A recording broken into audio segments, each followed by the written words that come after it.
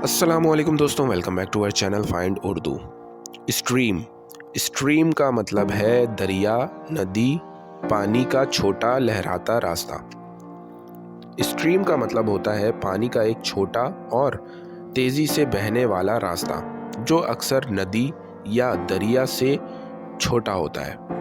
Stream का पानी अक्सर साफ और तेज़ी से फ्लो करता है और ये माउंटेन्स, हिल्स या फॉरेस्ट्स के आसपास पाया जाता है। ये नेचुरल वाटर बॉडीज़ हैं जो समुंदर या दरिया की तरफ बहते हैं। स्ट्रीम का यूज़ अक्सर जियोग्राफी, नेचर और इन्वायरमेंट के हवाले से होता है।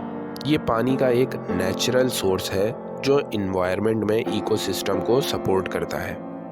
The stream flowed gently through the forest. नदी अपने रास्ते में जंगल के अंदर धीरे धीरे बह रही थी।